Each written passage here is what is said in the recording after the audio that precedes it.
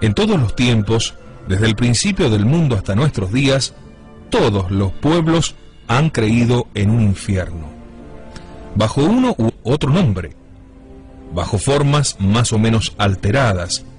Han recibido, conservado y proclamado en terribles castigos, en castigos sin fin, en que aparece siempre el fuego para castigo de los malos después de la muerte.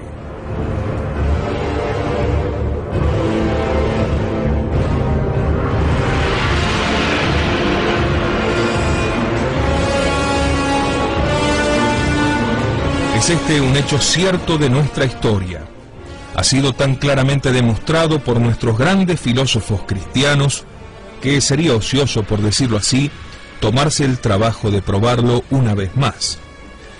Desde un principio se encuentra consignada claramente la existencia de un infierno eterno de fuego en los más antiguos libros conocidos, los de Moisés. No los cito aquí, notadlo bien, sino bajo el punto de vista puramente histórico. En ellos se encuentra el nombre mismo del infierno con todas sus letras. Así, en el capítulo 16 del libro de los Números vemos a los 3 levitas, Coré, Datán y Abirón, que habían blasfemado de Dios y se habían rebelado contra Moisés y fueron tragados vivos por el infierno. Y bajaron vivos al infierno, dice el texto. El fuego Iñis, que hizo salir el Señor, devoró a otros 250 de los rebeldes. Moisés escribía esto más de 1600 años antes de que naciese nuestro Señor. Es decir, ahora cerca de 3500 años. En el Deuteronomio dice el Señor por boca de Moisés: se ha encendido en mi cólera el fuego, y sus ardores penetrarán hasta las profundidades del infierno. En el libro de Job, escrito también por Moisés según parecer de los más grandes sabios, los impíos, que dicen a Dios: no tenemos necesidad de vos, no queremos vuestra ley, ¿a qué fin serviros y rogaros? Esos impíos caen de repente en el infierno. Job llama al infierno la región de las tinieblas, la región sumergida en las sombras de la muerte, la región de las desdichas y de las tinieblas, en la que no existe orden alguno, y la sombra de la muerte, pero donde reina el horror eterno. Sed sempiternus horror inhabitat. He aquí testimonios ciertamente más que respetables, y que se remontan a los más apartados orígenes históricos. 1000 años antes de la era cristiana, cuando no se trataba aún de historia griega ni romana, David y Salomón hablan con frecuencia del infierno como de una gran verdad, de tal modo conocida y admirada de todos que no hay necesidad de demostrarla. En el libro de los Salmos, David dice, entre otras cosas, hablando de los pecadores: sean arrojados al infierno, que los impíos sean confundidos y precipitados al infierno. En otra parte habla de los dolores del infierno. Salomón no es menos explícito, refiriendo los propósitos de los impíos que quieren seducir y perder al justo, dice: devoremos lo vivo como lo hace el infierno. Y en aquel hermoso pasaje del libro de la sabiduría, en que tan admirablemente pinta la desesperación de los condenados, añade: he aquí lo que dicen en el infierno aquellos que han pecado, pues la esperanza del impío se desvanece como el humo que el viento se lleva.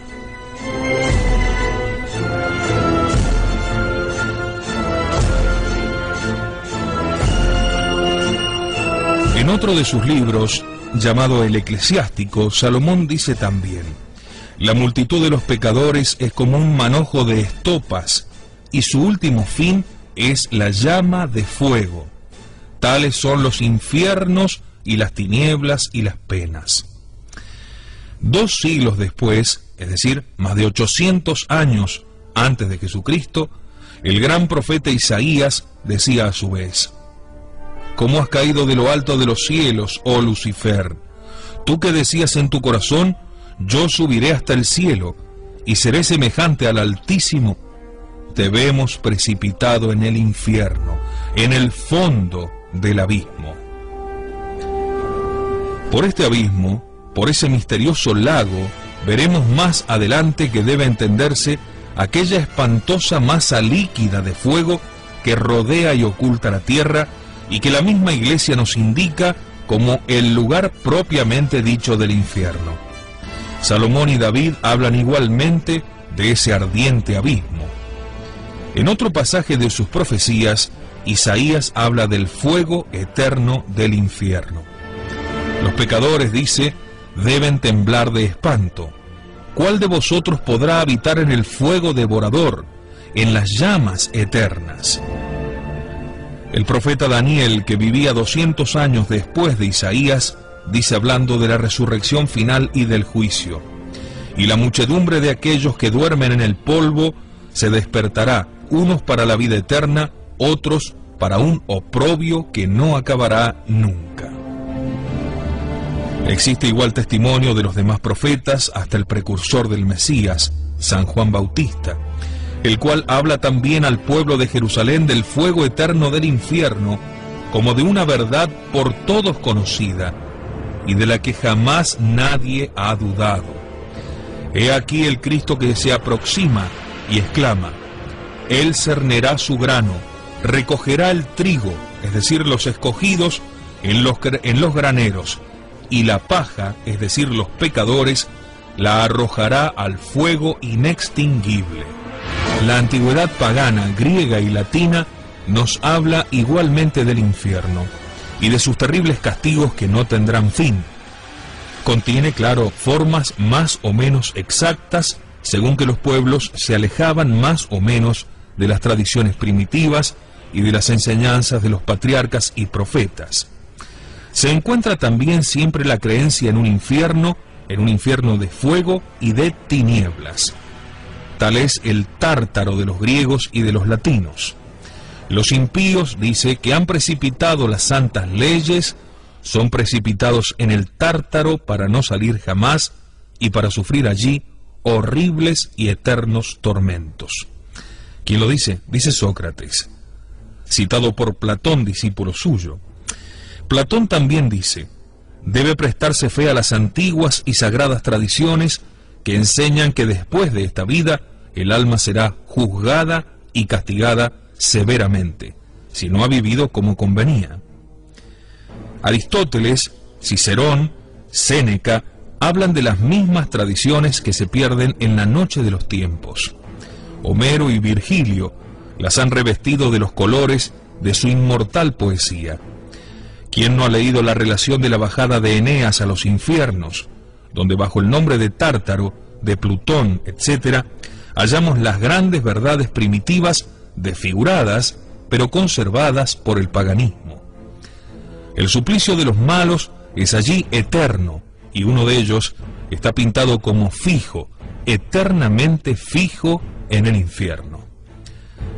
Y esta creencia universal, incontestable y no contestada, el filósofo escéptico Bayle es el primero en consignarla y reconocerla. El inglés Bolingbroke, su compañero en volterianismo y también en impiedad, la confiesa con igual franqueza, diciendo formalmente: la doctrina de un estado futuro de recompensas y castigos parece que se pierde en las tinieblas de la antigüedad, precediendo a todo lo que conocemos de cierto.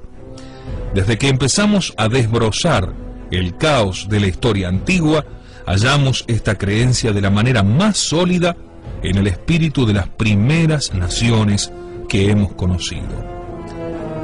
Encuéntranse restos de ella hasta en las supersticiones informes de los salvajes americanos, africanos y de la Oceanía. El paganismo de la India y de Persia conserva de las mismas palpables vestigios, y por fin el maometismo cuenta al infierno en el número de sus dogmas. En el seno del cristianismo es superfluo decir que el dogma del infierno es enseñado como una de las verdades fundamentales que sirven de base a todo el edificio de la religión. Los mismos protestantes que lo han destruido todo con su loca doctrina del libre examen, no se han atrevido a negar el infierno, cosa extraña e inexplicable. En medio de tantas ruinas, Lutero, Calvino y demás han tenido que dejar en pie esta espantosa verdad que sin embargo había de serles personalmente tan inoportuna. Así pues, en todos los pueblos y en todos los tiempos fue conocida y reconocida la existencia del infierno. Luego este terrible dogma forma parte del tesoro de las grandes verdades universales que constituyen la luz de la humanidad. Luego no es posible que un hombre sensato la ponga en duda, diciendo en la locura de una orgullosa ignorancia, no hay infierno. Luego, sí lo hay. Hay un infierno. El infierno no ha sido inventado ni pudo serlo.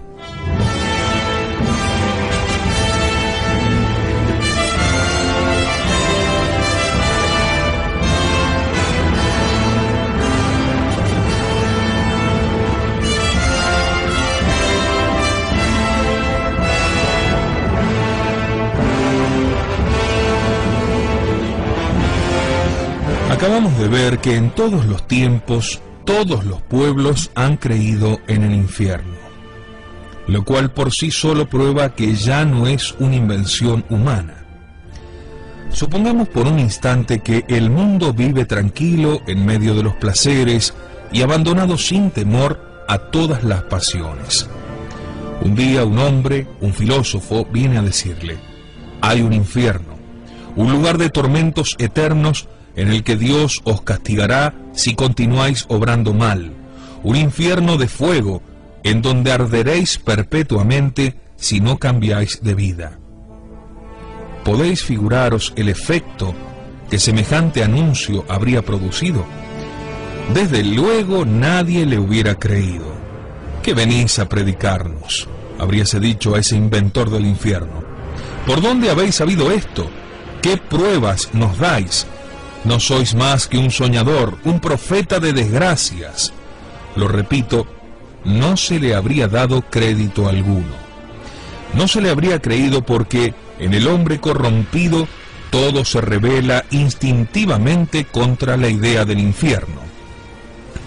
Del mismo modo que todo criminal rechaza tanto como puede la idea de un castigo, así también y 1000 veces más, el hombre culpable rechaza la perspectiva de aquel fuego vengador, eterno, que ha de castigar tan inexorablemente todas sus faltas, aún las más secretas. Y sobre todo en una sociedad, como por un momento la suponemos, en que nadie hubiese oído hablar nunca del infierno. La rebelión de los preocupados habría venido a unirse a la de las pasiones. No solo no se habría querido dar crédito al malhadado inventor, sino que habría sido víctima de la cólera, lo habrían apedreado y nadie hubiera pensado en resucitar esta terrible idea. Si por un imposible se hubiera dado crédito a aquella extraña invención, si por una imposibilidad aún más evidente todos los pueblos hubiesen creído por la sola palabra del susodicho filósofo, ¿qué hubiera sucedido? ¿No se hubieran consignado en la historia el nombre del inventor, el siglo y el país en el que éste hubiera nacido? Pero nada hay de esto. ¿Ha sido indicado jamás alguno como introductor en el mundo de esta espantosa doctrina, tan enojosa a las más arraigadas pasiones del espíritu humano, del corazón, de los sentidos? No, amigos, nunca nadie se arrogó haber inventado el infierno, porque el infierno no ha sido inventado por el hombre. No lo ha sido, no ha podido serlo. La eternidad de las penas del infierno es un dogma que la razón no puede comprender. Puede comprender el hombre. ¿Cómo queréis que está por encima de la razón y lo que no puede comprender el hombre, cómo queréis que haya podido ser inventado? Precisamente porque el infierno eterno, no puede ser comprendido por la razón, ésta se revela contra él mientras no esté ilustrada y realzada por las luces sobrenaturales de la fe. El dogma del infierno es lo que se llama una verdad innata, es decir, una de aquellas luces de origen divino que brillan en nosotros a pesar nuestro, que está en el fondo de nuestra conciencia, incrustada en las profundidades de nuestra alma, como un diamante negro que brilla con sombrío esplendor. Nadie puede arrancárnosla, porque nos ha sido clavada allí por el mismo Dios. Puede encubrirse el diamante y sus siniestros reflejos, puede dejar de mirarse, puédese olvidarlo por algún tiempo, se puede negarlo con palabras, pero creemos en él a pesar nuestro, y la conciencia no cesa de proclamarlo. Los impíos que se burlan del infierno le tienen en el fondo un terrible miedo. Miéntense a sí mismos y mienten a los demás, aquellos que dicen estar convencidos de que no hay infierno. Es un deseo impío del corazón, más bien que una convicción racional del entendimiento. En los últimos siglos, uno de esos insolentes escribía a Voltaire que había descubierto la prueba metafísica de que no existía el infierno.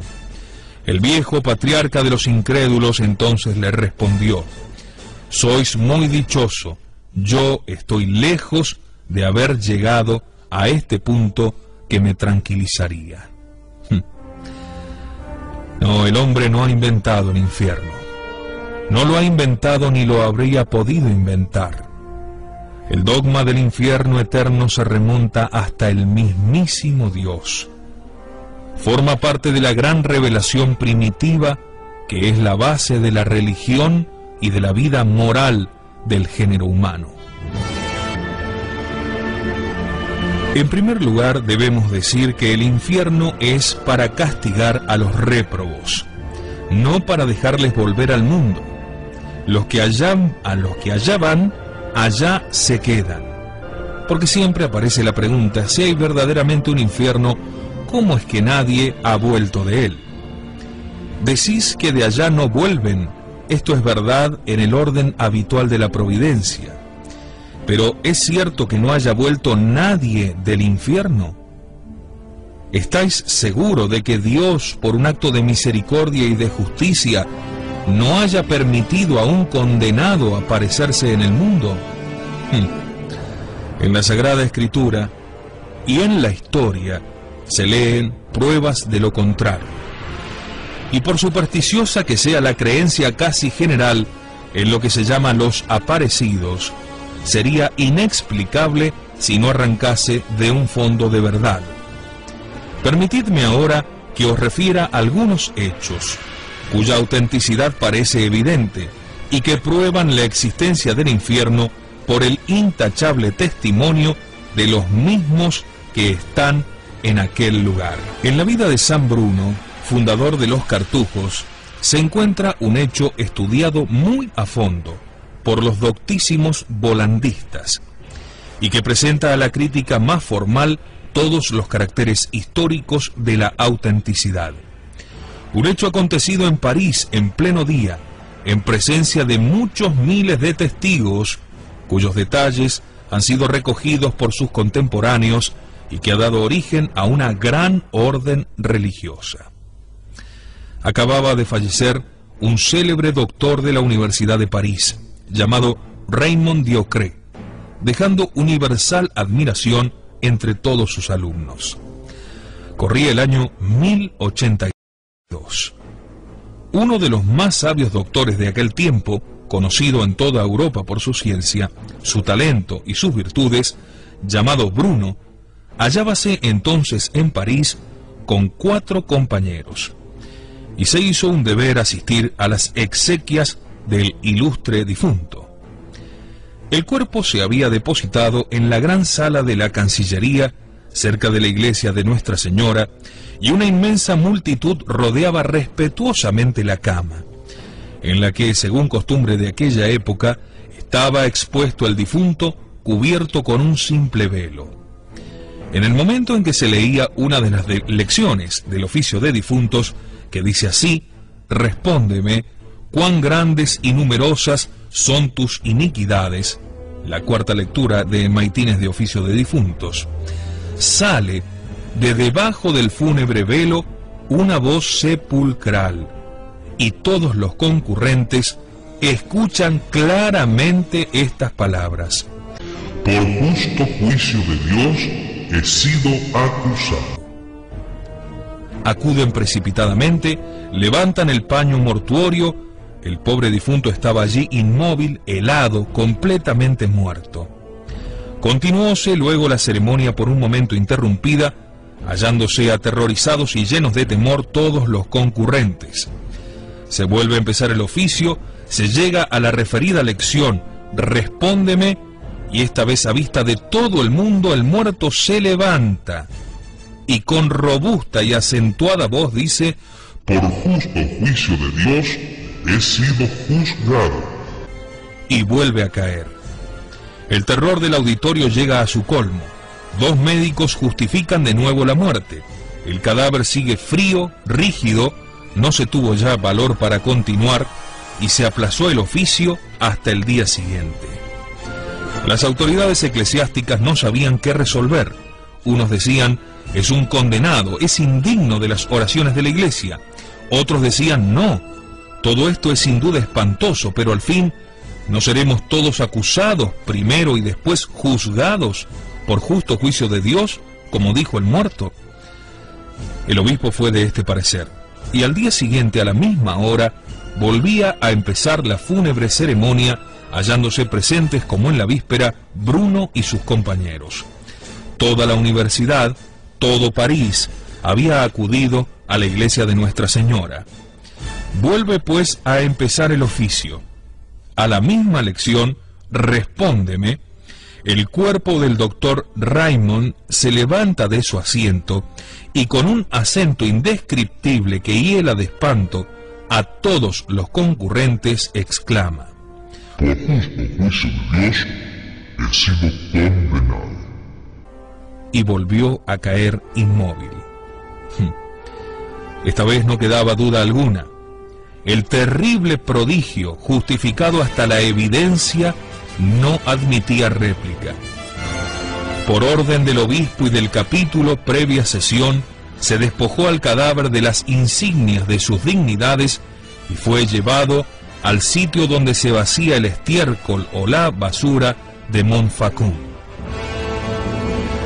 Al salir de la gran sala de la Cancillería, San Bruno, que contaría entonces cerca de 45 años de edad, se decidió irrevocablemente a dejar el mundo, y se fue con sus compañeros a buscar en las soledades de la Gran Cartuja, cerca de Grenoble, un retiro donde pudiese asegurar su salvación, y prepararse así despacio para los justos juicios de Dios.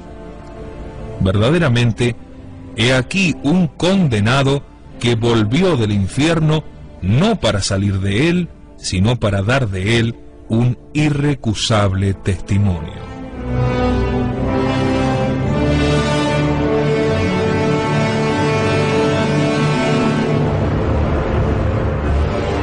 Claro está, no es el único caso. El sabio arzobispo de Florencia, San Antonino, refiere en sus escritos un hecho no menos terrible que hacia la mitad del siglo XV había aterrorizado a todo el norte de Italia. La historia nos sitúa con un joven de buena familia que a los 16 o 17 años había tenido la desgracia de callar en la confesión un pecado mortal y de comulgar en este estado.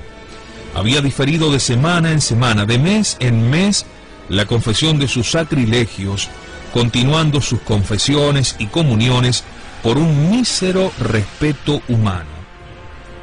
Atormentado por los remordimientos, procuraba acallarlos haciendo grandes penitencias, de suerte que era tenido por todos por un gran santo. No pudiendo sufrir más, entró en un monasterio. Aquí al menos, decía para sí mismo, lo diré todo, y expiaré seriamente mis vergonzosos pecados. Para su desgracia fue acogido como un santo por los superiores, que conocían su reputación, y aumentóse aún más con esto su vergüenza. Aplazó para más adelante sus confesiones, redobló sus penitencias, y pasáronse en este deplorable estado 1, 2 y 3 años. No se atrevió nunca a revelar el horrible y vergonzoso peso que lo agobiaba. Al fin, parecía que una mortal enfermedad le facilitaba el medio para hacerlo. Decía para sus adentros: ahora voy a hacer antes de morir una confesión general. Pero sobreponiéndose siempre el amor propio a su arrepentimiento, enredó de tal modo la confesión de sus culpas que el confesor no pudo comprender nada. Tenía un vago deseo de abordar de nuevo el asunto al día siguiente, pero le sobrevino un acceso de delirio y este infeliz murió. En la comunidad se ignoraba la horrible realidad y se decía: si éste no está en el cielo, ¿quién de nosotros podrá ir? Le conocían sus penitencias tan terribles y austeras, y se hacían tocar con sus manos cruces, rosarios y medallas. El cuerpo fue trasladado con una especie de veneración a la isla del monasterio y quedó expuesto en el coro de la iglesia hasta el día siguiente, en que habían de celebrarse los funerales. Algunos momentos antes de la hora fijada para la ceremonia, uno de los hermanos, enviado para tocar la campana, vio de repente delante de sí y cerca del altar al difunto, rodeado de cadenas que parecían enrojecidas en el fuego y apareciendo en toda su persona algo como incandescente. Espantado, el pobre hermano había caído de rodillas, fijos los ojos en esta terrible aparición. El condenado díjole entonces: no roguéis por mí, pues estoy en el infierno para toda la eternidad. Y entonces contó la lamentable historia de su funesta vergüenza y de sus sacrilegios posteriores, después de lo cual desapareció, dejando en la iglesia un olor hediondo que se esparció por todo el monasterio como para atestiguar la verdad de lo que el hermano acababa de ver y oír. Advertidos luego los superiores, hicieron quitar el cadáver, considerándolo indigno de darle sepultura eclesiástica.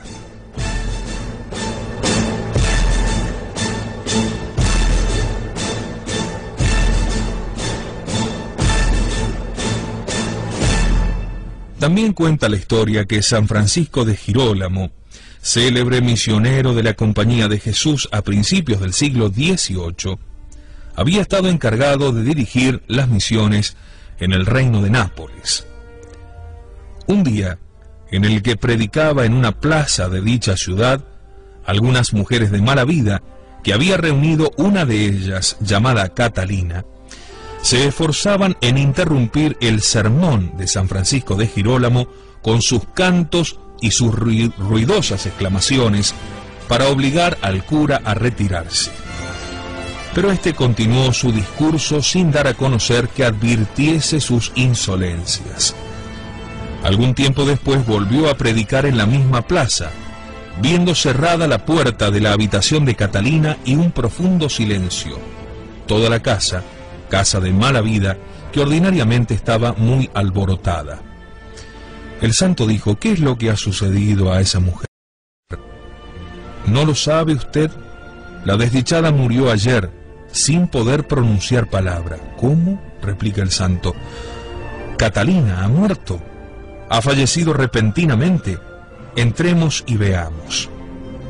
Ábrese la puerta, sube el padre la escalera y entra, seguido de una multitud, en la sala en que estaba tendido en tierra el cadáver encima de un paño con 4 cirios, según la costumbre del país napolitano.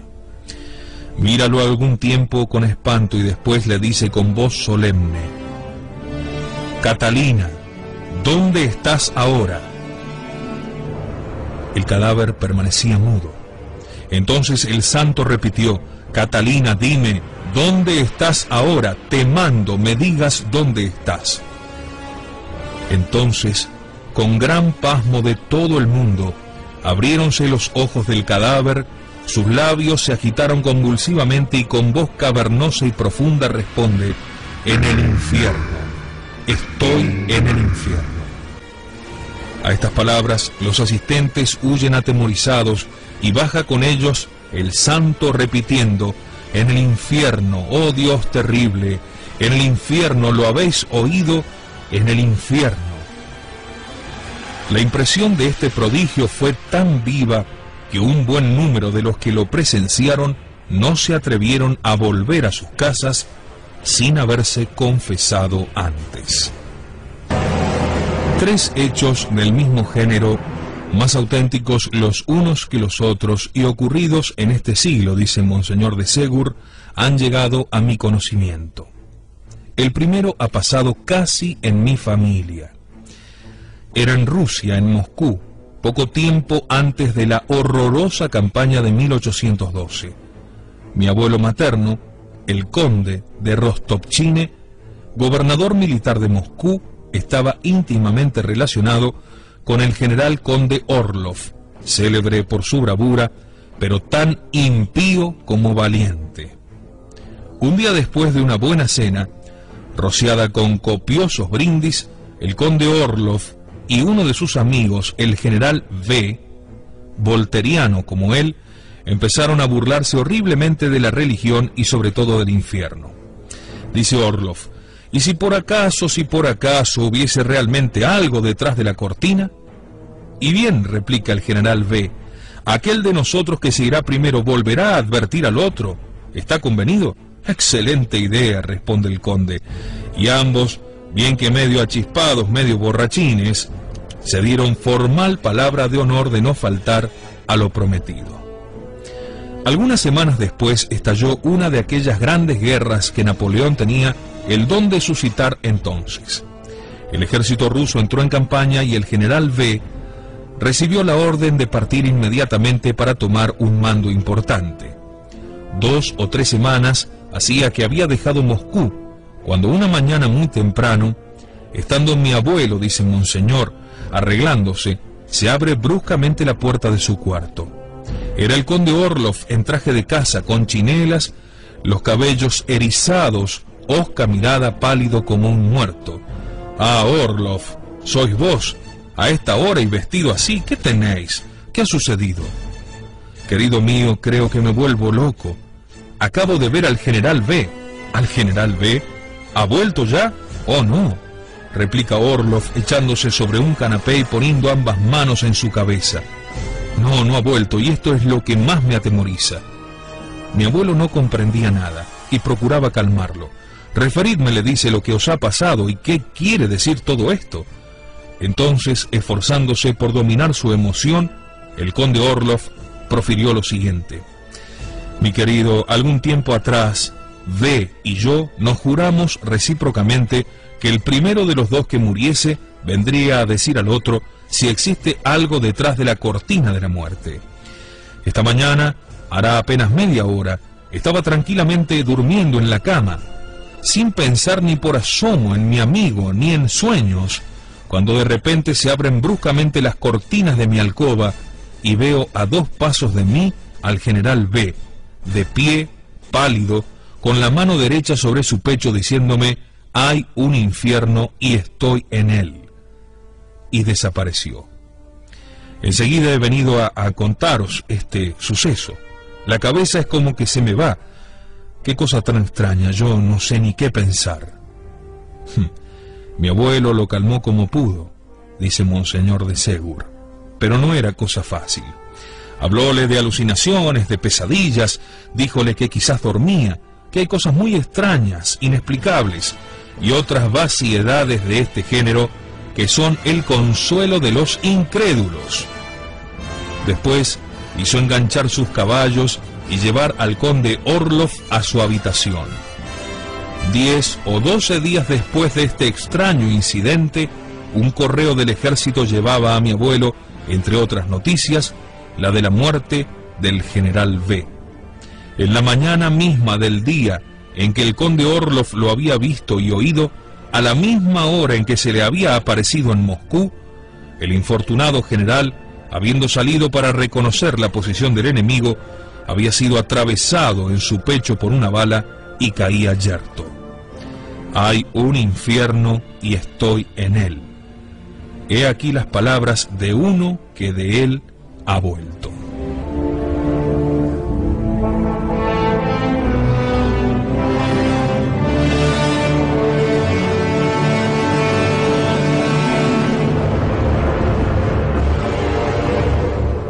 Dos casos más con mujeres que nos harán conocer la terrible realidad del infierno mucho más en profundidad. En 1859 refería yo, dice Monseñor de Segur, el hecho anterior a un distinguido sacerdote, este del conde Orlov, superior de una importante comunidad, este distinguido sacerdote. Me decía, es espantoso, pero no me sorprende extraordinariamente. Los hechos de esta clase son menos raros de lo que se piensa, solo que hay siempre más o menos interés en que queden secretos, ya por el honor del aparecido, ya por el de su familia. Por mi parte, ved que lo que de origen seguro es sabido hace 2 o 3 años por un pariente muy cercano de la persona a la que le aconteció. En este momento en que os hablo, era la Navidad de 1859, vive aún esa señora que tiene poco más de 40 años de edad. Hallábase en Londres en el invierno de 1847 a 1848. Era viuda de casi 29 años, mundana, rica y hermosa. Entre los elegantes que frecuentaban sus salones, distinguíase un joven lord, cuyas galanterías la comprometían singularmente y cuya conducta, por otra parte, no era para nada edificante. Una tarde, o más bien una noche, pues era más de medianoche, estaba nuestra viuda leyendo en su cama no sé qué novela, esperando el sueño. Suena la 1 en su reloj y apaga su bujía. Iba a dormirse cuando con gran asombro notó que una luz pálida que parecía salir de la puerta del salón se esparcía poco a poco por su aposento y aumentaba por instantes. Pasmada, abrió cuanto pudo los ojos, ignorando lo que significaba aquello. Empezaba a asustarse, cuando ve abrirse lentamente la puerta del salón y entrar en su cuarto al joven lord, cómplice de sus desórdenes. Antes de que pudiera decirle una sola palabra, estaba ya cerca de ella, la tomaba del brazo izquierdo y con ronca voz le decía en inglés: ahora en su brazo fue tan grande que se desmayó. Cuando volvió en sí, media hora después, llamó a su camarera, la cual al entrar percibió un fuerte olor a carne quemada, y acercándose a su señora, que apenas podía hablar, vióle en la muñeca una quemadura tan profunda que se veía el hueso y la carne casi consumida, quemadura que tenía de largo una mano de hombre. Además advirtió que desde la puerta del salón hasta la cama, y de esta a la referida puerta, la alfombra tenía impresas las pisadas de un hombre que habían quemado la tela de parte a parte. Por orden de la dama, abrió la puerta del salón y había también huellas en las alfombras. Al día siguiente la desgraciada señora supo horrorizada que aquella misma noche, hacia la 1 de la madrugada, el lord había sido encontrado embriagado en la mesa, que sus criados lo habían trasladado a su gabinete y que habían muerto en sus brazos. En San Basilio el Grande enseñan que por el poder de Dios la claridad del fuego será separada de la propiedad que tiene de quemar, y su virtud combustiva es la que servirá de tormentos a los condenados. Además, en el centro de la tierra donde está el infierno, añade Santo Tomás, no puede haber sino un fuego sombrío, oscuro y como lleno de todo humo. Confirmando así plenamente este acerto, el que se escapa por la boca de los volcanes. Habrá, pues, en el infierno tinieblas corpóreas, pero con cierto resplandor, que permitirán a los condenados percibir lo que habrá de formar sus tormentos. Verán en el fuego y en la sombra, a la luz de las llamas del infierno, dice San Gregorio el Grande, a los que habrán sido condenados como ellos, y esta vista será el complemento de su suplicio.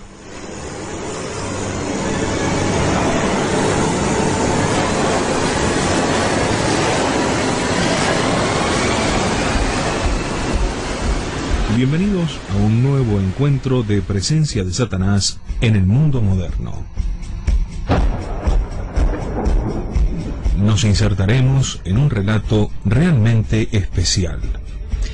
Es uno de los sueños de Don Bosco, quizás uno de los sueños que más profundamente afectó su percepción acerca de los novísimos, sobre el cual tiene varios sueños que han quedado con su impronta marcada en libros.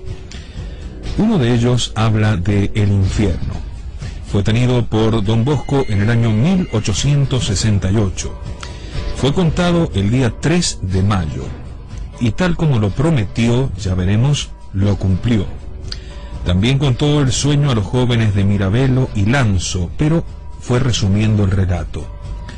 Al narrarlo a sus sacerdotes y clérigos, iba añadiendo todavía algún detalle más. Entre ellos, Lemoyne testifica que él ha expuesto fielmente lo que escuchó de labios de Don Bosco y de cuanto le refirieron de viva voz o por escrito los numerosos testigos sacerdotes, formando con el conjunto una sola narración, y confiesa verdaderamente que esta tarea fue ardua. Este es el testimonio que vamos a ofrecerles en este encuentro de presencia de Satanás en el mundo moderno.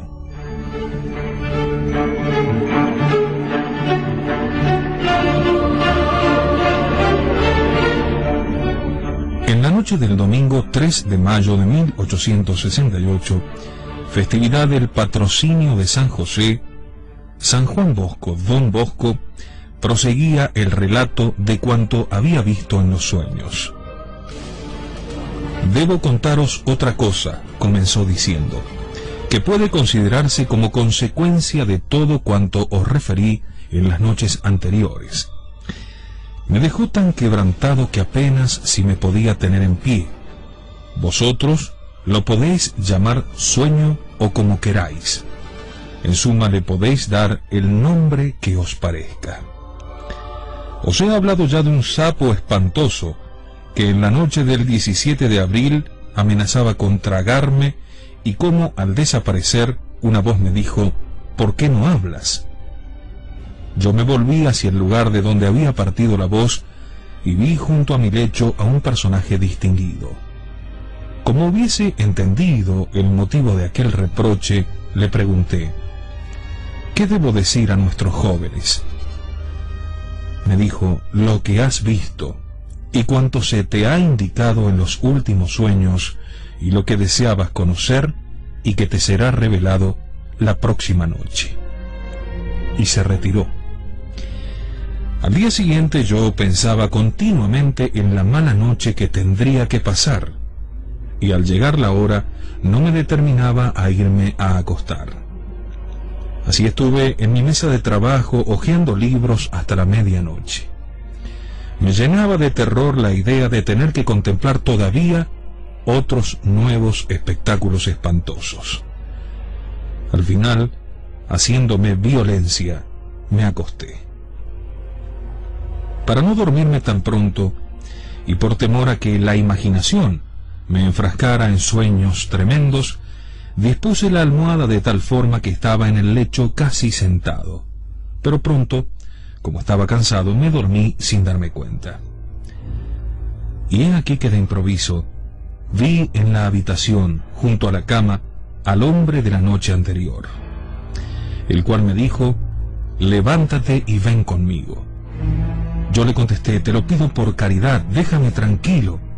Estoy cansado, mira, hace varios días que sufro de dolor de muelas.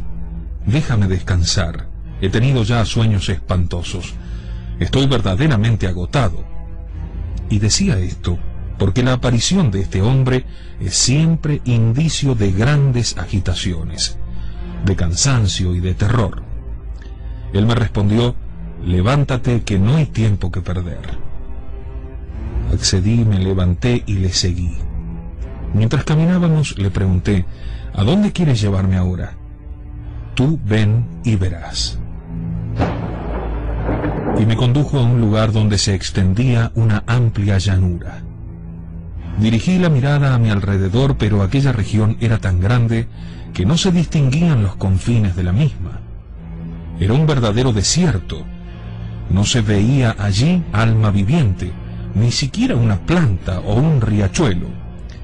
La hierba seca y amarillenta ofrecía un aspecto de tristeza. No sabía dónde me encontraba, ni qué iba a hacer. Durante unos instantes no vi a mi guía. Temía haberme perdido. No había nadie conmigo, ni siquiera don Miguel Rúa, que siempre me acompañaba, ni don Juan Franchesia, ni ningún otro. Cuando he aquí que divisé al amigo que salía a mi encuentro, respiré y le dije: ¿dónde estoy? Ven conmigo y lo verás. Bueno, está bien, iré contigo. Él iba adelante y yo lo seguía sin chistar. Después de un largo y triste viaje, pensando don Bosco que tenía que atravesar tan dilatada llanura, se decía para sí mismo: ¡ay, mis pobres muelas! Pobre de mí con las piernas tan hinchadas. Mas de pronto se abrió ante mí un camino. Entonces interrumpí el silencio y pregunté al guía: ¿a dónde debemos ir ahora? Por aquí, respondió. Y tomamos aquel camino. Era hermoso, ancho, espacioso y bien pavimentado. El camino de los pecadores está bien enlosado, pero a su término está la fosa del Seol, dice el Eclesiástico 21:10.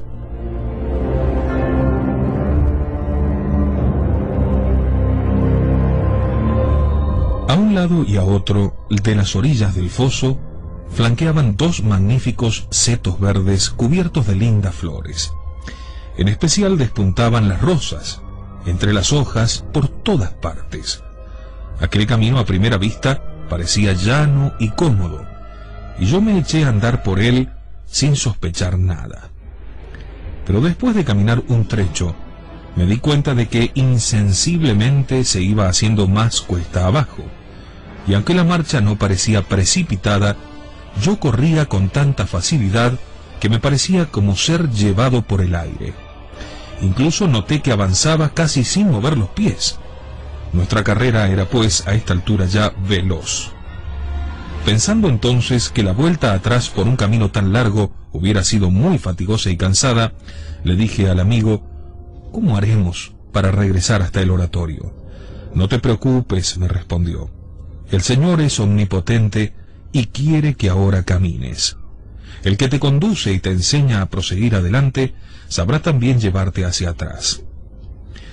El camino descendía cada vez más.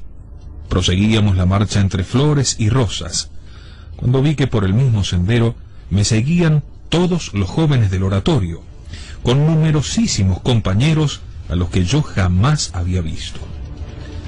Pronto me encontré en medio de ellos. Mientras los observaba, vi de repente que ora uno, ora otro, caían al suelo, y que eran arrastrados por una fuerza invisible hacia una horrible pendiente que se veía aún en lontananza, y que luego los metía de cabeza en algo parecido a un horno. ¿Qué es lo que hace caer a estos muchachos?, pregunté al guía. Él me contestó con el Salmo 139. Cuerdas han tendido como red, trampas junto al sendero me han situado.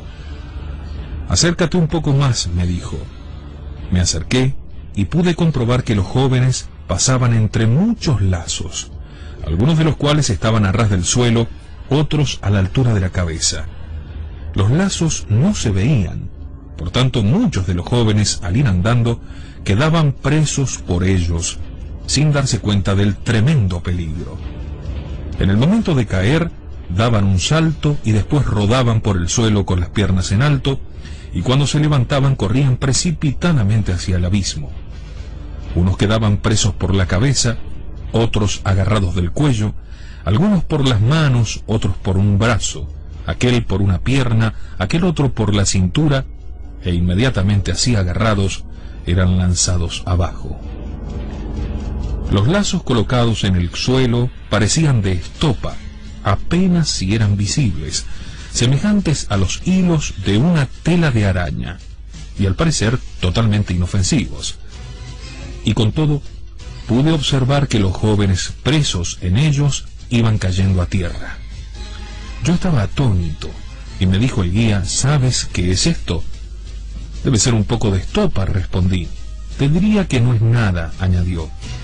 No es más que respeto humano. Entretanto, al ver que eran muchos los que seguían cayendo en los lazos, pregunté: ¿cómo se entiende que sean tantos los que quedan prendidos en esos hilos? ¿Quién es el que los arrastra de esa manera? Y él me dijo: acércate más, observa y lo verás. Miré un poco y después dije: no veo nada. Mira mejor, repitió. Tomé en efecto uno de los lazos, tiré hacia mí y pude comprobar que venía el otro extremo. Tiré aún un poco más y no pude ver dónde acababa aquel hilo, pero me di cuenta de que yo también iba siendo arrastrado a través de él. Seguí la dirección del hilo y llegué a la boca de una espantosa caverna. Me detuve porque no quería penetrar en aquella vorágine.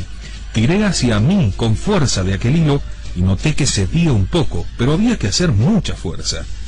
Y he aquí que después de haber tirado mucho, salió fuera poco a poco un horrible monstruo que infundía espanto, el cual mantenía fuertemente agarrado con sus garras la extremidad de una cuerda a la que estaban ligados todos aquellos hilos. Este era quien, apenas caía uno en aquellas redes, lo arrastraba inmediatamente hacia sí.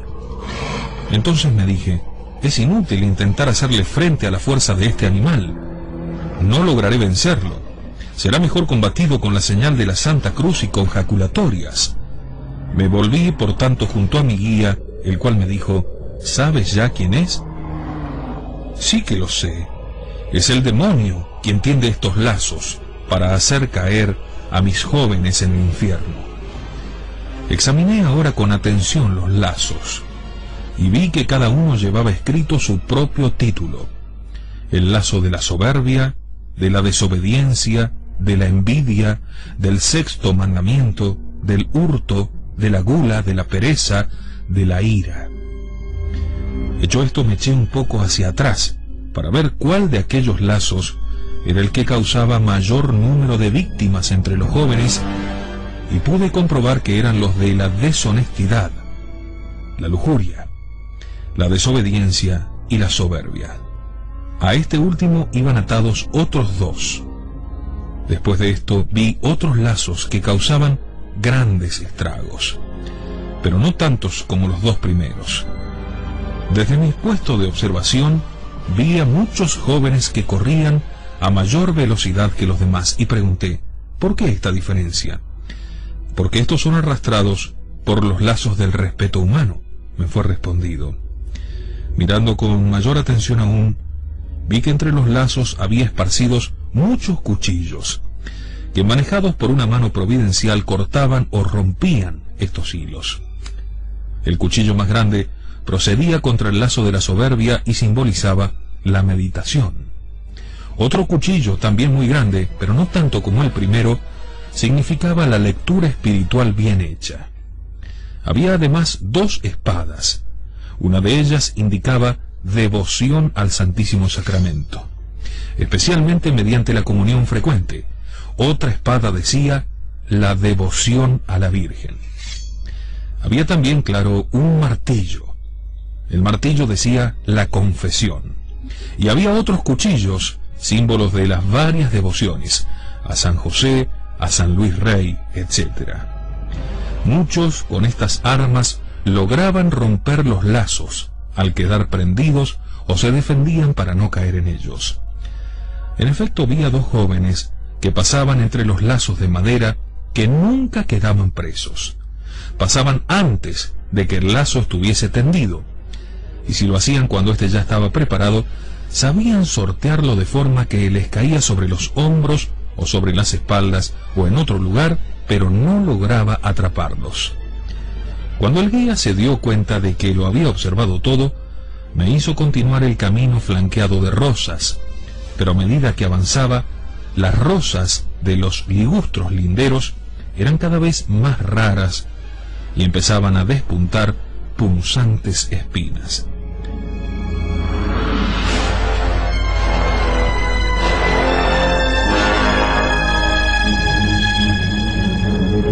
Por mucho que miraba ahora camino abajo, no descubría ni una sola rosa, y en el último tramo el seto se había tornado completamente espinoso, quemado por el sol y desprovisto de hojas. Después de los matorrales ralos y secos, partían ramas que se tendían por el suelo, nos impedían pasar y sembraban de espinas todo, de tal forma que difícilmente se podía caminar. Habíamos llegado a una hondonada, cuyos ribazos ocultaban las regiones vecinas, y el camino que descendía cada vez más se hacía espantoso, poco firme, lleno de baches, de salientes, de piedras y de cantos rodados. Había perdido ya de vista a todos mis jóvenes, muchísimos de los cuales habían logrado salir de aquella senda engañosa y habían tomado otros senderos. Yo continué adelante. Cuanto más avanzaba, más áspera, más pronunciada era la bajada, de forma que algunas veces me resbalaba y caía al suelo, donde permanecía sentado un rato para tomar un poco de aliento. De cuando en cuando, el guía acudía en mi auxilio y me ayudaba a levantarme. A cada paso se me plegaban las articulaciones y parecía que se me iban a descoyuntar los huesos. Jadeando entonces dije a mi guía: «Amigo, no puedo más. Las piernas no me dan más. Me encuentro tan falto de fuerzas que no me es posible continuar el viaje».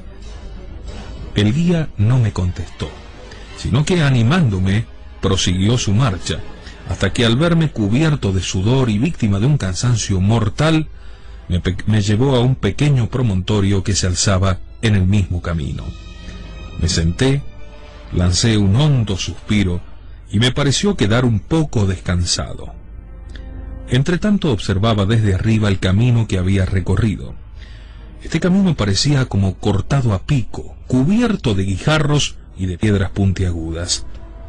Miré lo que me quedaba todavía por andar. Cerré los ojos de pavor y exclamé: «Oh, por favor, volvamos atrás. Si seguimos adelante, ¿cómo haremos para volver hasta el oratorio? Es imposible que yo pueda subir ahora esta cuesta». El guía me contestó resueltamente: «Ahora que hemos llegado aquí, ¿quieres quedarte solo?». Ante esta amenaza repliqué: «Sin ti, ¿cómo podría volver atrás o continuar el viaje?». «Pues bien, entonces, levántate y sígueme». Me levanté. Continuamos bajando. El camino se hacía cada vez más horriblemente abrupto, de forma que apenas si podía permanecer de pie. Y he aquí que al fondo de este precipicio, que terminaba en un oscuro valle, apareció ante nuestros ojos un inmenso edificio que tenía una puerta altísima y cerrada. Llegamos al fondo del precipicio. Un calor sofocante me oprimía y una espesa humareda de color verdoso surcaba el aire. Se elevaba sobre aquellos murallones, con el brillo de sanguinolentas llamas. Levanté mis ojos a aquellas murallas. Cada una de ellas eran más altas que una montaña. Entonces pregunté al guía: «¿Dónde nos encontramos? Dime, ¿qué es esta ciudad?». Me respondió: «Lee lo que hay escrito sobre aquella puerta». Miré y leí sobre la puerta: ubi non es redentio. Aquí no hay redención. Me di cuenta que estábamos ante las mismas puertas del infierno. El guía me acompañó a dar una vuelta alrededor de los muros de aquella tremenda muralla. De cuando en cuando, a una distancia regular, se veía una puerta de bronce como la primera, al pie de una peligrosa bajada. Cada una de ellas tenía encima una inscripción diferente. Alejaos, malditos, al fuego eterno que está preparado para el diablo y para sus ángeles. Otra decía, todo árbol que no da buenos frutos será cortado y echado al fuego. Saqué la libreta para anotar aquellas inscripciones, pero el guía me dijo, detente, ¿qué haces? Tomó nota de las inscripciones de las puertas. No hace falta. Las tienes todas en la Sagrada Escritura. Incluso tú has hecho grabar algunas bajo los pórticos. Ante semejante espectáculo, quise volver atrás, encaminarme hacia el oratorio, pero el guía no se volvió, a pesar de que yo había dado ya algunos pasos. Recorrimos un inmenso y profundísimo barranco y nos encontramos nuevamente al pie del camino pendiente que habíamos recorrido y delante de la primera puerta. De pronto el guía se volvió hacia atrás y con el rostro demudado y sombrío me indicó con la mano que me retirara diciendo, mira. Tembloroso alcé los ojos hacia arriba. A una gran distancia vi que por aquel camino en declive bajaba uno a toda velocidad. Conforme se iba acercando, identifiqué quién era, y finalmente pude reconocer en él a uno de mis jóvenes. Llevaba los cabellos desgreñados, en parte erizados sobre la cabeza, y en parte echados hacia atrás por efecto del viento, y los brazos tendidos hacia adelante en actitud de quien nada para salvarse de un naufragio. Quería detenerse, se agarraba de todo lo que podía, tropezaba continuamente con los guijarros salientes del camino, y aquellas piedras, sin embargo, servían como para darle mayor impulso en la carrera. «Corramos, detengámosle, ayudémosle», gritaba yo tendiendo las manos hacia él. El guía replicaba, «No, déjalo». «¿Y por qué no puedo detenerlo?» «Don Bosco, ¿no sabes lo tremenda que es la venganza de Dios?», me dijo. «¿Crees que podrías detener a uno que huye de la ira encendida del Señor?». Entretanto aquel joven, volviendo la cabeza hacia atrás y mirando con los ojos encendidos, si la ira de Dios le seguía, corría precipitadamente hacia el fondo del camino, como si no hubiese encontrado en su huida más solución que ir a dar en contra de la puerta de bronce. «¿Y por qué mira hacia atrás con esa cara de espanto?», pregunté yo. «Porque la ira de Dios traspasa todas las puertas del infierno y va a atormentarle aún en medio del fuego». En efecto, como consecuencia de aquel choque, entre un ruido de cadenas, la puerta se abrió de par en par. Y tras ella se abrieron al mismo tiempo, haciendo un horrible fragor, 2, 10, 100 y 1000 puertas más, impulsadas por el choque del joven, que era arrastrado por un torbellino invisible, irresistible, velocísimo. Todas aquellas puertas de bronce, que estaban una enfrente de otra, aunque a gran distancia, permanecieron abiertas por un instante, y yo vi allá a lo lejos, muy lejos, como la boca de un horno. Y mientras el joven se precipitaba en aquella vorágine, pude observar que de ella se alzaban numerosos globos de fuego, y las puertas volvieron a cerrarse con la misma rapidez con que se habían abierto. Entonces yo tomé la libreta para apuntar el nombre y el apellido de aquel alumno mío infeliz. Pero el guía me agarró del brazo y me dijo, «Detente y observa de nuevo». Lo hice. Pude ver entonces un nuevo espectáculo. Vi bajar precipitadamente por la misma senda a otros 3 jóvenes de nuestras casas, que en forma de peñascos rodaban rapidísimamente uno tras otro. Iban con los brazos abiertos y gritaban de espanto. Llegaron al fondo y fueron a chocar contra la primera puerta. En aquel instante conocí a los 3. La puerta se abrió, después de ella las otras 1000. Los jóvenes fueron empujados por aquel larguísimo corredor. Se oyó un prolongado ruido infernal que se alejaba cada vez más. Aquellos infelices desaparecieron y las puertas se cerraron. Muchos otros cayeron después de estos, de cuando en cuando. Vi precipitarse allí a un pobrecillo, impulsado por los empujones de un malvado compañero. Algunos caían solos, otros acompañados, unos agarrados del brazo, otros separados pero próximos. Todos llevaban escrito en la frente el pecado que los condenaba. Yo los llamaba afanosamente mientras caían en aquel lugar, pero ellos no podían ni verme ni oírme. Retumbaban las puertas infernales al abrirse y al cerrarse, y luego quedaba un silencio como de muerte.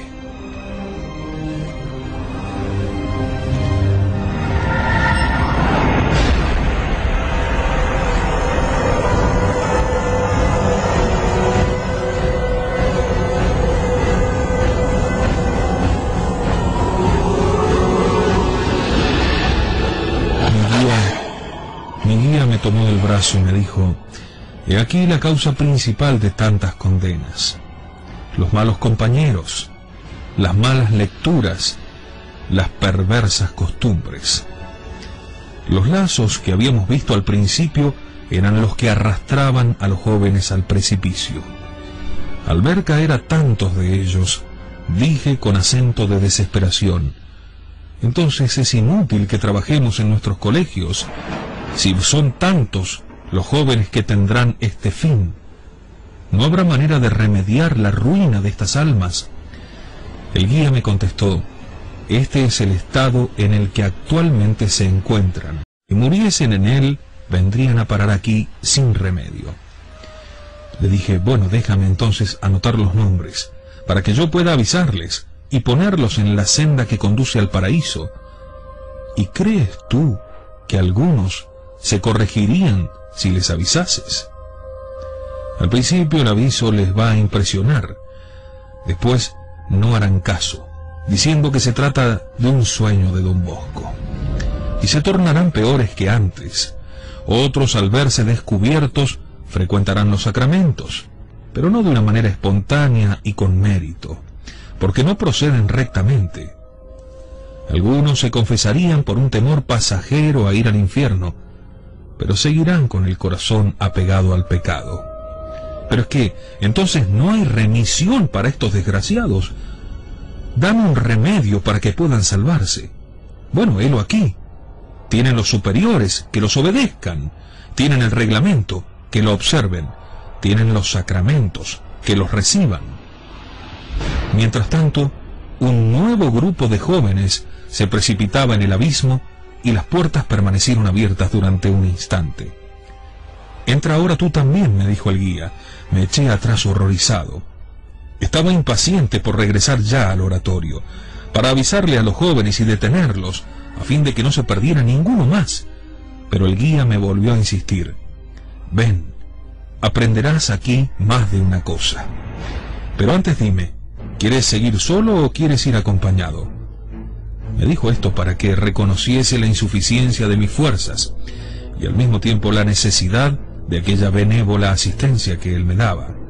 Por lo que contesté: está bien, ¿cómo voy a quedarme solo en este lugar de horror, sin la ayuda de tu bondad? ¿Y quién me va a enseñar el camino de vuelta? De pronto me sentí lleno de valor, pensando para mí: antes de ir al infierno hay que ir al juicio. Y yo no me he presentado todavía ante el juez supremo, así que exclamé resueltamente: entremos. Y penetramos en aquel estrecho y horrible corredor. Corríamos con la velocidad del rayo, Sobre cada una de las puertas del interior lucía con la luz velada una inscripción amenazante. Cuando terminamos de recorrerlo, desembocamos en un amplio y tétrico patio, al fondo del cual se veía una portezuela fea, gruesa, la peor que había visto jamás, y encima de él se leía esta inscripción: los impíos irán al fuego eterno. Los muros estaban cubiertos de inscripciones en todo su perímetro. Pedí permiso a mi guía para leerlas y me dijo: haz como quieras. Entonces miré por todas partes. En un sitio vi escrito: pondré fuego en su carne para que ardan para siempre. Más allá decía: eran atormentados día y noche por los siglos de los siglos. En otro lugar: aquí todos los males por los siglos de los siglos. En otros: aquí no hay ningún orden, sino que impera el horror. Más allá: el humo de sus tormentos sube eternamente. En otro lugar: no hay paz para los impíos. Más allá: este es el clamor y el rechinar de dientes. Mientras iba alrededor de los muros leyendo estas inscripciones, el guía, que se había quedado en el centro del patio, se acercó y me dijo: desde ahora en adelante nadie podrá tener un compañero que le ayude. Ninguno de ellos un amigo que le consuele, un corazón que le ame, una mirada compasiva, una palabra benévola. Hemos pasado la línea. ¿Tú quieres ver o probar? No, quiero ver solamente. Bueno, ven conmigo. Nos insertamos ya dentro. Tomándome de la mano me condujo ante la puertecilla y la abrió.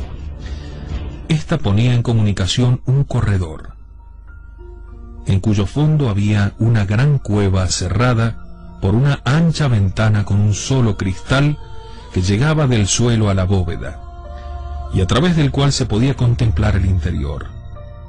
Crucé el umbral y me detuve presa de un terror indescriptible. Apareció ante mis ojos una especie de inmensa caverna que se perdía en las profundidades excavadas en las entrañas de los montes. Todo lleno de fuego, pero no como el que vemos en la tierra con sus llamas en movimiento, sino de una forma tal que lo dejaba todo incandescente y blanco a causa de la elevada temperatura. Los muros, las bóvedas, pavimento, hierros, piedras, madera, carbón, todo estaba blanco y brillante. Aquel fuego sobrepasaba en calor millares y millares de veces al fuego de la tierra, sin consumir ni reducir a cenizas nada de lo que tocaba. No puedo describir esta caverna en toda su espantosa realidad. Mientras miraba atónito todo aquello, llegó por un pasaje con gran violencia un joven que, como si no se diera cuenta de nada, lanzó un terrible grito como quien está para caer en un lago de bronce hecho líquido, y se precipitó en medio de él. Inmediatamente se tornó blanco como toda la caverna y quedó inmóvil, mientras por un momento resonaba el eco de esa voz moribunda. Horrorizado contemplé un instante a aquel joven. Me pareció uno del oratorio, uno de mis hijos. «¿Pero este no es uno de mis jóvenes?», pregunté al guía. «¿No es fulano?». Sí, me respondió. «¿Y por qué no cambia de posición? ¿Por qué está incandescente sin consumirse?». Y me dijo: «Tú elegiste ver, por tanto ahora no debes hablar. Observa y verás. Por lo demás, cada cual será salado a fuego y toda víctima con sal será salada». Apenas si había vuelto de nuevo la mirada, cuando otro joven con furor desesperado y a grandísima velocidad corría y se precipitaba en la misma caverna. Este pertenecía también al oratorio. Apenas cayó, quedó como congelado, no se movió más, lanzó un grito lastimero y su voz se confundió con el último eco del grito del que había caído antes. Después de este llegaron otros, con la misma precipitación, y su número fue en aumento. Todos lanzaban ese último grito y quedaban inmóviles, incandescentes, como los que los habían precedido. Yo observé que el primero había quedado con una mano en el aire y un pie igualmente suspendido en alto. El segundo quedó como encorvado hacia la tierra. Unos tenían los pies en alto, otros el rostro pegado al suelo. Algunos estaban casi suspendidos, sosteniéndose con un solo pie y una sola mano. Otros sentados y tirados, unos apoyados sobre un lado, otros de pie o de rodillas, con las manos mesándose los cabellos. Había en suma una larga fila de muchachos, como estatuas de fuego, en distintas posiciones, unas más dolorosas que otras. Aún vinieron otros a aquel horno. En parte me eran conocidos y en parte desconocidos. Me acordé entonces de lo que dice la Biblia, que según se cae por primera vez en el infierno, así se permanecerá para siempre. El tronco se quedará allí en cualquier lugar que cayere. Como mi espanto iba en aumento, le pregunté al guía, pero estos, al correr con tanta velocidad, ¿no se dan cuenta de que vienen a parar aquí? Oh, sí, saben que van al fuego. Han sido avisados miles de veces, pero voluntariamente siguen corriendo, porque no detestan el pecado y no le quieren abandonar, porque desprecian y rechazan la misericordia de Dios, que incesantemente los llama a penitencia. Y por tanto, la justicia divina provocada por ellos los empuja, los insta, los persigue, y no pueden parar hasta que llegan a este lugar. Oh, qué terrible debe ser la desesperación de estos desgraciados, que no tienen ya esperanza de salir aquí, exclamé. ¿Quieres conocer la íntima agitación y el frenesí de sus almas? Acércate un poco más. Di unos pasos adelante hacia la ventana, y vi que muchos de aquellos desdichados se propinaban mutuamente tremendos golpes. Se causaban terribles heridas y se mordían como perros rabiosos. Algunos se arañaban los rostros, se arrancaban la piel de las manos, se arrancaban las carnes enteras y las arrojaban con despecho por el aire. Toda la cobertura de aquella cueva se había trocado como de cristal, a través del cual se divisaba un trozo de cielo y las figuras luminosas de los compañeros que ya se encontraban allí, habiéndose salvado para siempre. Y aquellos condenados rechinaban los dientes con envidia feroz y respiraban afanosamente, porque en vida habían hecho a los justos blancos de sus burlas. El pecador verá y se irritará, dentelleará y se deshará. Pregunté al guía, dime, ¿por qué no soy capaz de escuchar ni siquiera una voz? ¿Cómo? Acércate más, me dijo. Me aproximé al cristal de la ventana y oí, ahora sí, como unos gritaban y lloraban entre horribles contorsiones, otros blasfemaban e imprecaban a los santos. Era un tremendo tumulto de voces y gritos estridentes y confusos, por lo que pregunté a mi amigo, ¿pero qué es lo que dicen? ¿Qué es lo que gritan? Y él añadió, al recordar la suerte de sus buenos compañeros, se ven obligados a confesar, insensatos de nosotros, teníamos la vida de ellos por locura y sin honor su fin, y he aquí que han sido contados entre los hijos de Dios y su suerte está entre los santos. Luego nos hemos desviado del camino de la verdad. Por eso gritan, hemos sido dejados en el camino de la iniquidad y la perdición. Caminamos por caminos difíciles, pero ignoramos el camino del Señor. ¿De qué nos aprovechó la soberbia? Todo aquello pasó como una sombra. Estos son los gritos lúgubres que resonarán aquí por toda la eternidad. Gritos inútiles, esfuerzos inútiles, llantos inútiles. Todo dolor caerá sobre ellos. Aquí ya no hay tiempo, impera la eternidad. Mientras lleno de horror contemplaba el estado de muchos de mis jóvenes, de pronto floreció una idea en mi mente. ¿Cómo es posible, dije, que los que se encuentran aquí estén todos condenados? Si esos jóvenes estaban aún vivos en el oratorio ayer por la noche. Y el guía me contestó: todos los que ves aquí están muertos a la gracia de Dios. Y si ahora les sorprendiera la muerte y continuasen obrando como hasta el presente, se condenarían. Pero no perdamos tiempo, vamos, prosigamos adelante.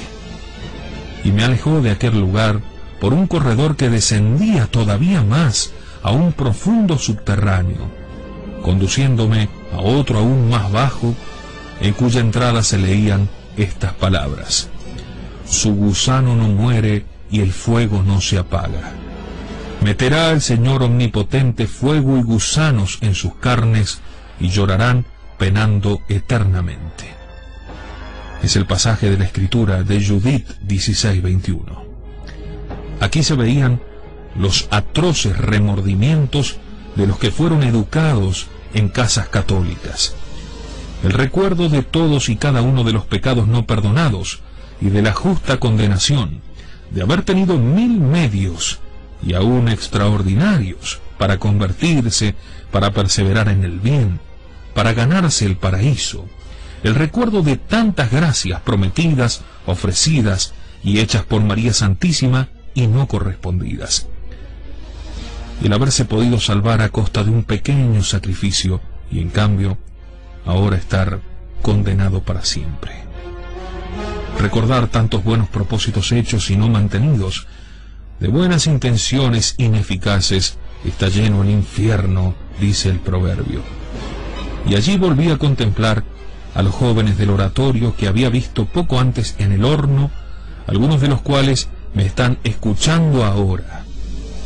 Otros que estuvieron aquí con nosotros y otros muchos que yo no conocía. Me adelanté y observé que todos estaban cubiertos de gusanos y asquerosos insectos que los devoraban y que consumían su corazón, los ojos, las manos, las piernas, los brazos, todo. Y tan lastimosamente que no hay palabras para explicarlo. Permanecían inmóviles, expuestos a toda suerte de molestias, sin poderse librar de ellas en modo alguno. Yo avancé un poco más y me acerqué para que me viesen, con la esperanza de poderles hablar y que me dijesen algo. Pero ninguno me dirigía la palabra, ni siquiera me miraba.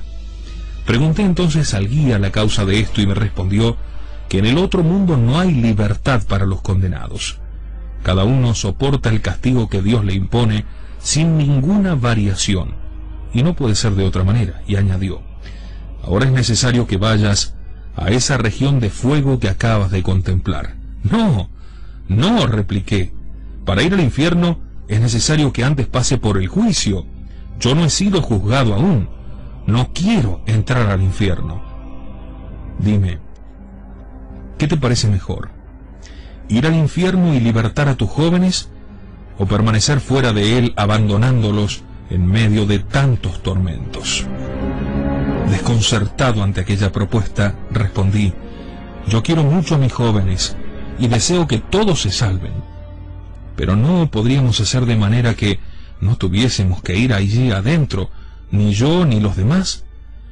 Bien, contestó mi amigo, aún estás a tiempo, como también lo están ellos, con tal de que tú hagas todo lo que puedas. Mi corazón se ensanchó y dije para mí: no me importa el trabajo, con tal de que pueda librar a mis queridos hijos de tantos tormentos. Ven pues adentro, continuó el guía, y observa la bondad y la omnipotencia de Dios, que amorosamente pone en juego 1000 medios para inducir a penitencia a tus jóvenes y salvarlos de la muerte eterna. Y tomándome de la mano, me introdujo en la caverna. Apenas puse el pie en ella, me encontré de improviso transportado a una sala magnífica con puertas de cristal. Sobre estas, a regular distancia, pendían unos largos velos que cubrían otros tantos huecos que comunicaban con la caverna. El guía me señaló uno de aquellos velos, sobre el cual se veía escrito Sexto Mandamiento. Y exclamó: la falta contra este mandamiento, he aquí la causa de la ruina eterna de tantos muchachos. Pero no se han confesado. Sí, se han confesado, pero las culpas contra la bella virtud las han confesado mal o las han callado a propósito. Por ejemplo, aquel cometió 4 o 5 pecados de esta clase, pero dijo que solo había faltado 2 o 3 veces. Hay algunos que cometieron un pecado impuro en la niñez y que sintieron siempre vergüenza de confesarlo, o lo confesaron mal o no lo dijeron todo. Otros no tuvieron el dolor y el propósito. Algunos incluso, en lugar de hacer el examen, estudiaron la manera de engañar al confesor. El que muere con esta resolución, lo único que consigue es contarse en el número de los réprobos para toda la eternidad. Solamente los que, arrepentidos de corazón, mueren con la esperanza de la eterna salvación, serán eternamente felices. ¿Quieres ver ahora por qué te ha conducido hasta aquí la misericordia de Dios? Levantó el velo y vi un grupo de jóvenes del oratorio, a todos los cuales conocía, estaban condenados por esta culpa.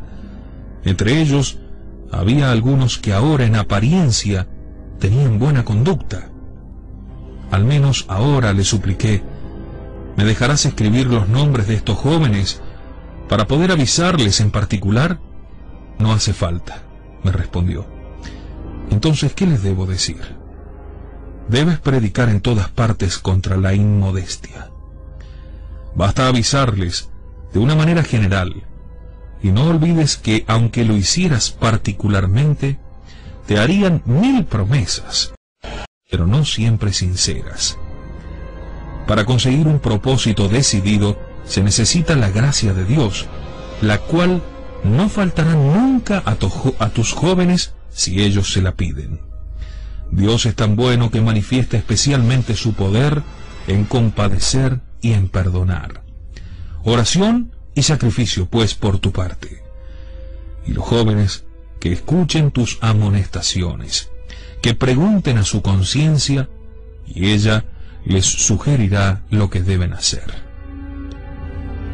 Y seguidamente hablamos, por espacio de casi media hora, sobre las condiciones necesarias para hacer una buena confesión. El guía repitió después varias veces en voz alta: avertere, apartar, apartar, me gritaba. ¿Qué quieres decir con eso? Que cambien de vida, que cambien de vida. Yo, confundido ante aquella revelación, incliné la cabeza. Estaba para retirarme cuando él me volvió a llamar y me dijo: no, todavía no lo has visto todo. Y se volvió hacia otra parte. Levantó otro gran velo sobre el cual estaba escrito: los que quieran hacerse ricos caen en la tentación y en el lazo del demonio. Lo leí en voz alta y dije: no, esto no interesa a mis jóvenes. Mis jóvenes son pobres como yo. Nosotros no somos ricos ni buscamos las riquezas. Ni siquiera las tenemos en la imaginación. Pero él corrió el velo y vi al fondo cierto número de jóvenes, todos conocidos, que sufrían como los primeros que contemplé. Y el guía, señalándolos, me respondió: sí, también les interesa esta inscripción a tus muchachos. Explícame entonces el significado del término divites, ricos. Y él siguió diciendo: mira, por ejemplo, algunos de tus jóvenes tienen el corazón apegado a un objeto material, de forma que este afecto desordenado les aparta del amor a Dios, faltando por tanto a la piedad y a la mansedumbre. No sólo se puede pervertir el corazón con el uso de las riquezas, sino también con el deseo de las mismas, tanto más si este deseo va contra la justicia. Claro que tus jóvenes son pobres, pero has de saber que la gula y el ocio son malos consejeros. Hay algunos que en el propio pueblo se hicieron culpables de hurtos considerables, y a pesar de que pueden hacerlo, no piensan en restituir. Hay quien piensa abrir la despensa con ganzúas, quien intenta penetrar en las dependencias del prefecto o del ecónomo. Está también aquel que registra los baúles de los compañeros para apoderarse de algún comestible, dinero u otros objetos, o aquel que hace acopio de cuadernos y de libros para su uso. Me dijo el nombre de estos y de otros más, y entonces él continuó: algunos se encuentran aquí por haberse apropiado prendas de vestir, ropa blanca, cubrecamas, capas que pertenecían al oratorio, y las enviaron a sus casas. Algunos por algún otro daño grave ocasionado voluntariamente y no reparado. Otros por no haber restituido objetos y cosas que les habían prestado. Alguno por haber retenido dinero que se le había confiado para que lo entregase al superior, etc. Y puesto que te fueron indicados esos tales, sí, avísales. Diles que desechen estos deseos inútiles y nocivos, que sean obedientes a la ley de Dios y celosos de su propio honor de cristianos. De otra forma la codicia los va a llevar a mayores excesos que les sumergirán en el dolor, en la muerte y en la perdición eterna.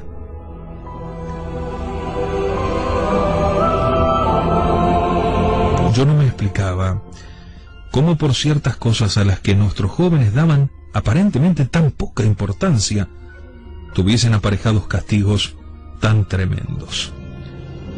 Pero el amigo interrumpió mis reflexiones diciéndome: recuerda lo que se te dijo cuando contemplabas aquellos racimos de la vid que se habían echado a perder.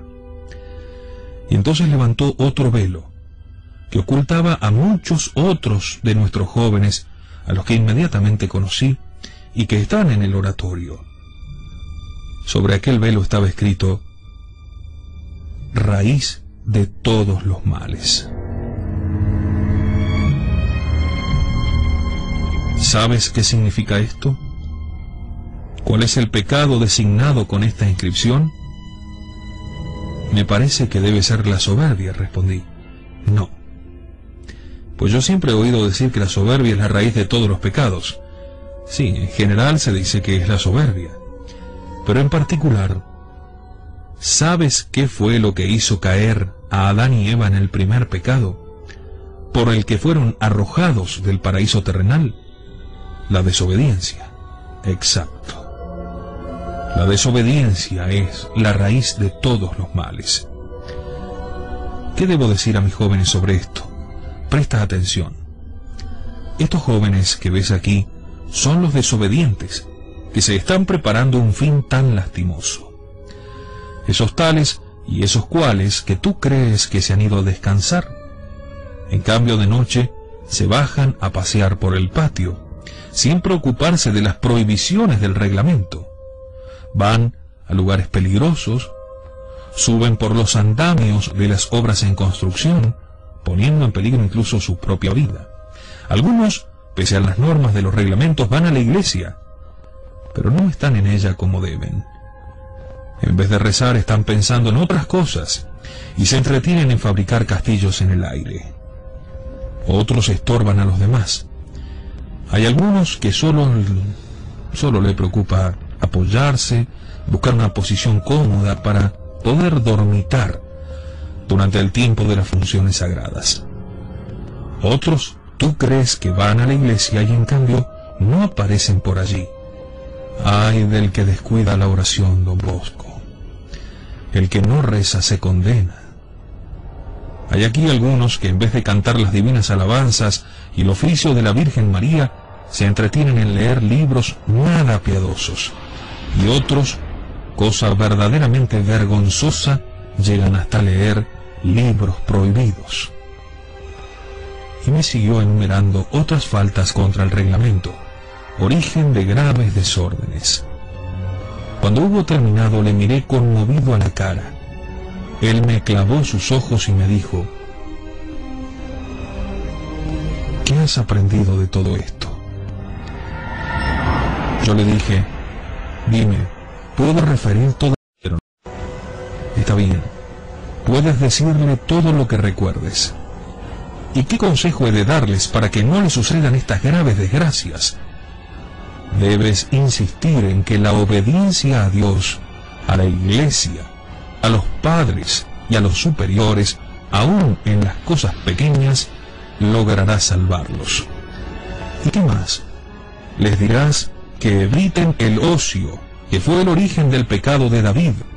Incúlcales que estén siempre ocupados, sobre todo en la oración, pues así el demonio no tendrá tiempo para tentarlos. Incliné la cabeza y se lo prometí. Me encontraba tan turbado que le dije: te agradezco la caridad que has tenido conmigo y ahora te ruego que me hagas salir de aquí. Entonces él dijo: ven conmigo. Y animándome me tomó la mano y me sostuvo en pie, porque me encontraba verdaderamente agotado. Al salir de la sala y después de atravesar en un momento aquel hórrido patio y el largo corredor de entrada, antes de transponer el umbral de la última puerta de bronce, se volvió de nuevo a mí y exclamó: ahora que has visto los tormentos de los demás, es necesario que pruebes un poco lo que se sufre en el infierno. No, grité horrorizado.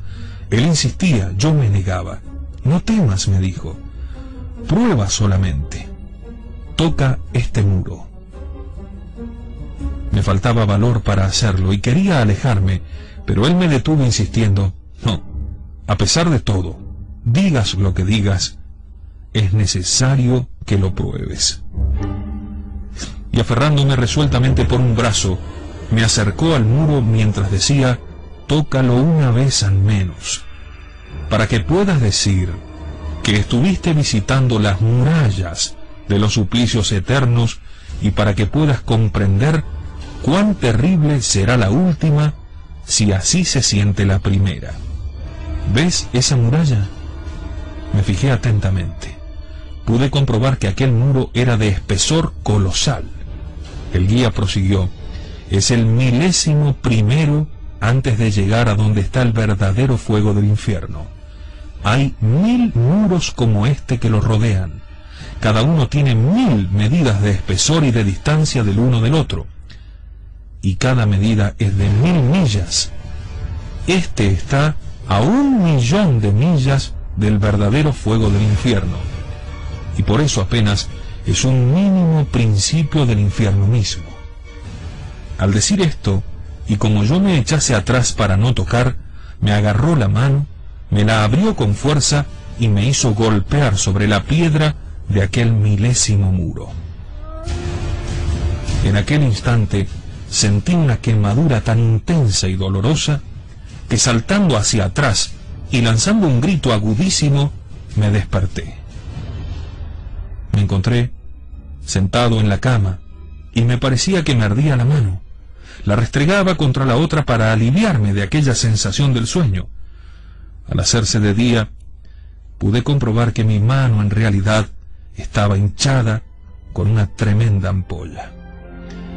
Y aquella impresión imaginaria de aquel fuego me afectó tanto que hasta cambié la piel de la palma de la mano derecha. Tened presente que no os he contado las cosas con toda su horrible crueldad, ni tal como las vi y de la forma que me impresionaron, para no causar en vosotros demasiado espanto. Nosotros sabemos que el Señor no nombró jamás el infierno sino a través de símbolos, porque aunque nos lo hubiese descrito tal como es, nada hubiéramos entendido.